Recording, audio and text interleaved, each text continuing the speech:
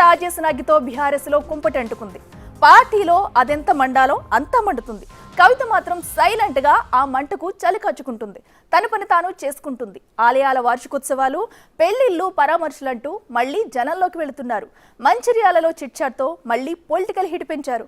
అసలు కవిత action plan ఏంటి? తాను రాజేసిన మంటలు ఆరుతున్నప్పుడల్లా చిట్చాట్తో పెట్రోల్ పోయడమేనా? తానేం చేస్తుందనే దానిపై కవితకు క్లారిటీ ఉందా? చాలా రోజుల తర్వాత తెలంగాణ పాలిటిక్స్ లో కవిత సెంటర్ పాయింట్ గా మారారు. బీఆర్ఎస్ లోనే కాదు, స్టేట్ పొలిటికల్ పిక్చర్ లోనూ డిబేట్ మొత్తం ఆవిడ చుట్టే నడుస్తుంది. లిక్కర్ స్కామ్ లో అరెస్ట్ అయి జైలు నుంచి వచ్చిన తర్వాత తెలంగాణ పొలిటికల్ స్క్రీన్ పై కవిత డల్ అయ్యారు. అటు పార్టీలోనూ ఇటు పబ్లిక్ లోనూ ఆమెకు స్పేస్ తగ్గింది. అంతే, కేసీఆర్ కు రాసిన లేఖ లీక్ అవడంతో మళ్లీ ఫోకస్ అంతా కవిత మీదకి షిఫ్ట్ అయింది. ఆ తర్వాత ఆమె చేసిన వ్యాఖ్యలు, చిట్చాట్ లో ఇస్తున్న లీకులతో స్టేట్ పాలిటిక్స్ షేక్ అవుతున్నాయి. ముఖ్యంగా కవిత వ్యవహారం బీఆర్ఎస్ ని కుదిపేస్తుంది. కవిత మాత్రం తానే నిప్పట్టించేశాను, ఇక దాన్ని ఎలా చల్లార్చుకుంటారనేది మీ ఇష్టమన్నట్లుగా వ్యవహరిస్తున్నారు.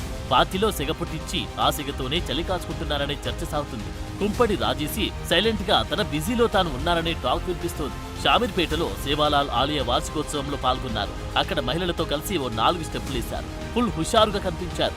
లేటెస్ట్ గా మంచిర్యాలలో పర్యటించారు. పెళ్లిళ్లు, పరామర్శలంటూ తన పని తాను చేసుకుంటూ వెళ్లిపోతున్నారు.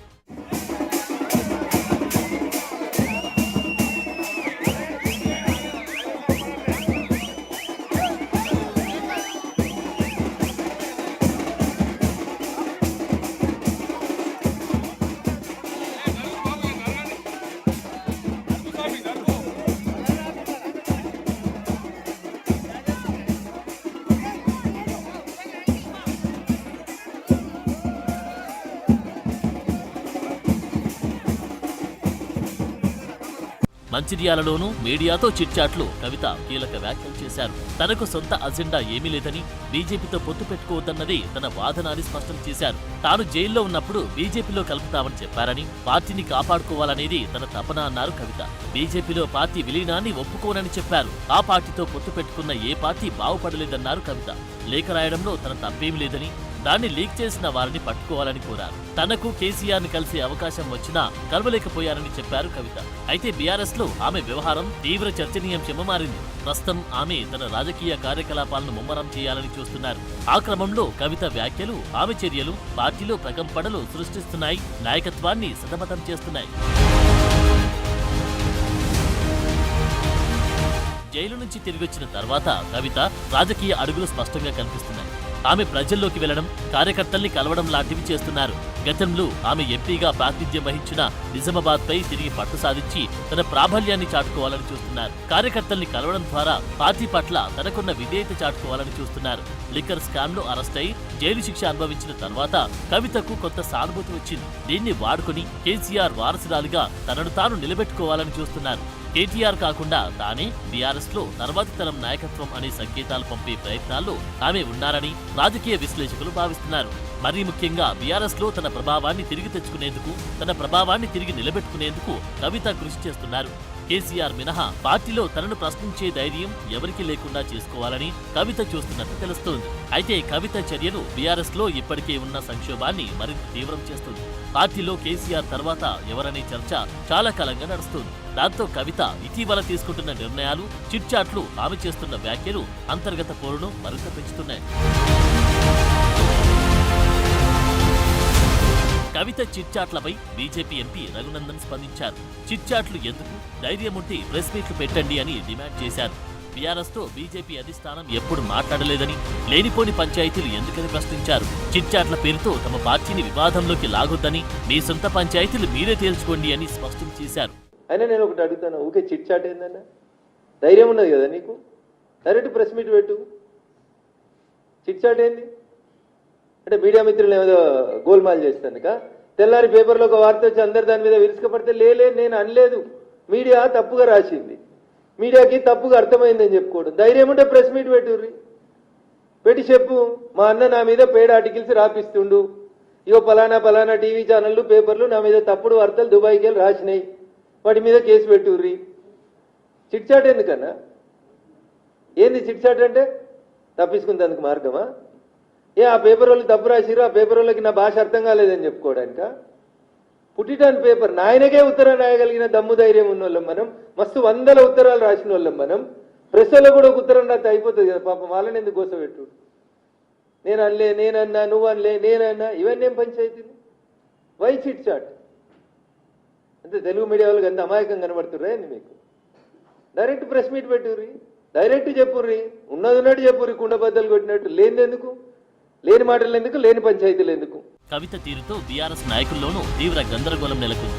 కేసీఆర్ నుంచి స్పష్టమైన ఆదేశాలు లేకపోవడంతో కవిత తనదైన పంతాలు వెళ్తూ ఉండడంతో పార్టీలో అసలేం జరుగుతుందో అంతుపట్టక సతమతమవుతున్నారు. ఇది అంతిమంగా బీఆర్ఎస్ కి నష్టం చేస్తుందనే వాదనలు కూడా ఉన్నాయి. ఇప్పటికే బీఆర్ఎస్ లో ఉన్న అసంతృప్తిని కవిత పెట్టిన కుప్పటి మరింత ఇబ్బందులోకి నెట్టే అవకాశాలున్నాయనే చర్చ జరుగుతోంది.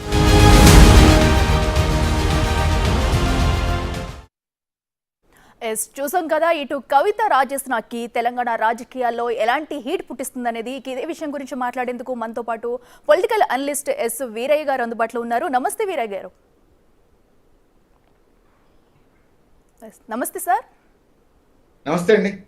ఎస్ సార్, మనం చూస్తున్నాము అటు ఎమ్మెల్సీ కవిత విసిరిన లేఖాస్త్రాలు, అలాగే చిట్చాట్లు కూడా చూస్తున్నాము. అయితే నేరుగా ఎదుర్కోకుండా అసలు కవిత యాక్షన్ ప్లాన్ ఏమై ఉంటుందనుకోవచ్చు. ఎందుకంటే తను లేఖ ద్వారా కానివ్వండి, చిట్చాట్ల ద్వారా కానివ్వండి, ఏదో కొన్ని మాటలు అయితే చెప్తుంది. అది పొలిటికల్గా మొత్తం ఇటు తెలంగాణ రాజకీయాల్లోని హీట్ పెంచుతుంది. కవిత మాత్రం తర్వాత సైలెంట్గా ఉంటుంది. అసలు ఎలా చూడాలంటారు? కవిత ప్లాన్ ఏమైందంటారు?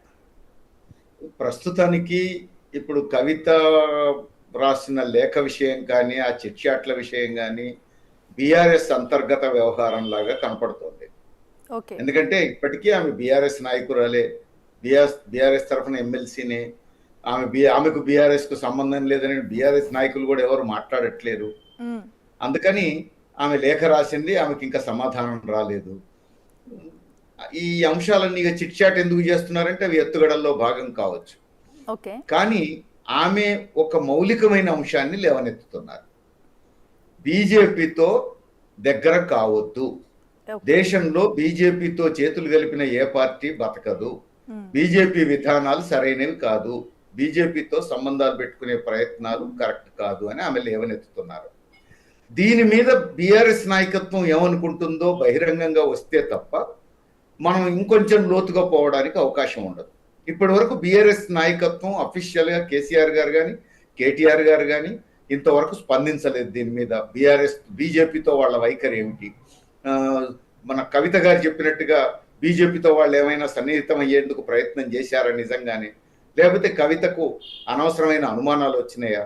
స్పష్టంగా బీజేపీతో వాళ్ళు వ్యతిరేకంగా ఉండదలుచుకున్నారా, బీజేపీతో సన్నిహితంగా కలిసి ఉండదలుచుకున్నారా, లేదా గోడ మీద ఉండదలుచుకున్నారా? ఏదో ఒకటి స్పష్టం చేయాల్సిన అనివార్యమైన పరిస్థితి అయితే వచ్చింది బీఆర్ఎస్ నాయకత్వం. అంటే ఆవిడ కవిత చెప్తుంది కదండి ఎస్ వీరయ్య గారు, ఇప్పుడు కవిత డైరెక్ట్ గా చెప్తుంది. ఎందుకంటే నేను జైల్లో ఉన్నప్పుడే ఈ మంతనాలన్నీ కూడా జరిగాయి, బీజేపీతో విలీనం కాబోతుంది, అవ్వద్దంటూ కూడా ఆమె క్లారిటీ ఇచ్చిందంటే ఎలాంటి రుజువు లేకుండా కూడా ఆమె అయితే ఒక క్లారిటీ అయితే ఇవ్వదనుకోవచ్చు కదా. అంటే ఆమె చెప్పిన విషయాలు నిజమో అబద్ధమో, ఆమె దగ్గర రుజువులు ఉన్నాయో లేవో మనకు తెలియదు.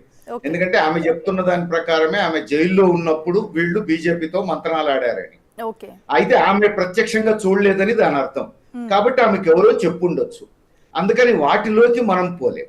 కానీ బహిరంగంగా ఆమె రేజ్ చేస్తున్నది బీజేపీతో చేతులు కలపొద్దు అనే మాట. అది ఎవరైనా అది సరైందని చెప్పాల్సి వస్తుంది. మరి బీజేపీతో కలిసే సమస్య లేదు అని చెప్పదలుచుకున్నారా బీఆర్ఎస్ నాయకత్వం, లేదా నిజంగానే బీజేపీతో అలాంటి మంత్రాలు ఆడే ప్రయత్నం చేశారా?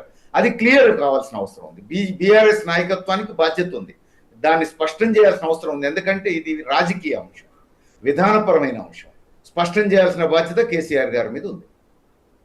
ఎస్, అయితే మీరు చెప్పినారు కూడా, మరి ఇప్పటి వరకు కూడా ఇటు బీఆర్ఎస్ అయితే దీనిపై క్లారిటీ ఇవ్వకపోవడాన్ని చూస్తే, సో దాన్ని మీరేమంటారు? ఒక పక్కన కేటీఆర్ కూడా అటు విదేశాల్లో అయితే బిజీగా ఉన్నారు. ఎందుకంటే ఇది ఒక రకంగా చూసుకున్నట్టయితే ఫ్యామిలీ ఇష్యూ, మరొక రకంగా చూసుకుంటే పార్టీ అంతర్గతాల ఇష్యూ. ఇది ఒకరి మీద కాదు. సో ఆవిడ డైరెక్ట్గానే చెప్తుంది, కేటీఆర్ ఒక్కడే నాకు నాయకుడు, ఇంకెవరు కాదంటూ అటు పార్టీ వాళ్ళని సంధిస్తుంది, ఇటు బీజేపీతో కలవద్దని కూడా చెప్తుంది. దీనిలో రెండు కోణాలు కనిపిస్తున్నాయి. దీన్ని ఎలా చూడాలంటారు అసలు?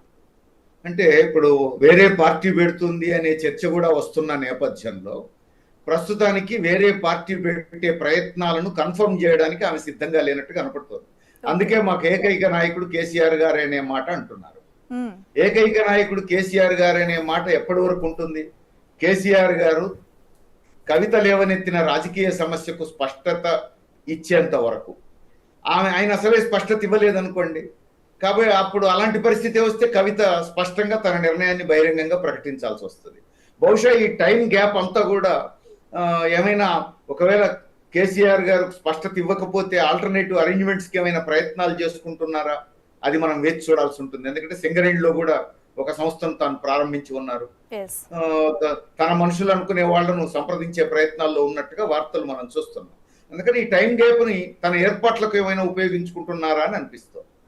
అయితే వీరయ్య గారు మనం చూస్తున్నాము, అటు లేఖ రిలీజ్ అయిన దగ్గర నుంచి ఇప్పటి వరకు జరిగిన సంఘటనలన్నీ కూడా చూసాము. అయితే లేఖ ఎవరు రిలీజ్ చేశారు చెప్పాలంటూ ఒక పక్కన అయితే కవిత కూడా పట్టుబడుతుంది దాని మీద. అండ్ అలాగే అటు బీఆర్ఎస్లో కోవర్ట్లు ఉన్నారంటూ కూడా కొన్ని వ్యాఖ్యలు చేశారు.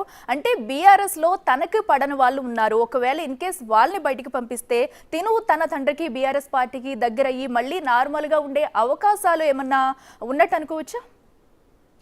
ఇప్పుడు ఆ లేఖను కవిత గారు చెప్పినట్టుగా ఇంకెవరో లీక్ చేసి ఉంటే ఆ లీక్ చేసిన వాళ్ళు కేసీఆర్కి అనుకూలమైన వాళ్ళు అయి ఉండరు. ఖచ్చితంగా బీఆర్ఎస్ లో ఒక కుంపటి రాజు చేయడం కోసం మాత్రమే ఈ పని చేసి ఉంటారు. అందుకని అది ఎవరో లీక్ చేసి ఉంటే అలాంటి వాళ్ళని పట్టుకొని వాళ్ళ మీద చర్య తీసుకొని వాళ్ళ పార్టీని వాళ్ళు కాపాడుకోవాల్సి ఉంటుంది. అట్లా కాకుండా టాక్టికల్ గా కవిత గారి మనుషులే దాన్ని లీక్ చేసి ఎవరో లీక్ చేసినట్టు చెప్పి ఉంటే ఈ చర్చ అంతా జరగడం కోసం అటో ఇటో తేల్చుకోవడం కోసం చేసి ఉంటే చెప్పలేము. అందుకని ఆమె ఎవరో లీక్ చేశారు అది తేలాలి అని అంటున్నారు. అనడం కూడా ఎత్తుగడల్లో భాగమా మనకు తెలియదు, వేచి చూడాల్సింది. ఎస్ వీరయ్య గారు, చూద్దాం అయితే మనం కూడా. ఎందుకంటే అటు లేఖ రిలీజ్ చేసింది ఎవరన్నది బయటకు వస్తుందా, అసలు బీఆర్ఎస్లో ఏం జరుగుతుంది, సో ఇటు తండ్రి కూతుళ్ళ మధ్య కూడా ఇటు సంబంధాలు దగ్గర పడతాయి ఏంటనేది కూడా మనం కూడా కమింగ్ సూన్ చూద్దాము. థ్యాంక్ యూ సో మచ్ అండి. ఎస్ చూసాం కదా, ప్రస్తుతం అయితే అటు బీఆర్ఎస్లో అయితే కవిత రాసిన లేఖ ద్వారా కూడా రోజు చేస్తున్న చిట్ చాట్ల ద్వారా కూడా అటు రాజకీయ వర్గాల్లో ఇంకా కాక రేపుతూనే ఉందని చెప్పాలి. అయితే దీనికి సంబంధించి ఇప్పటి వరకు ఎవరు ఒక క్లారిటీ అయితే ఇవ్వలేదు. సో మరి దీనికి సంబంధించి ఎప్పుడు క్లారిటీ ఇస్తారని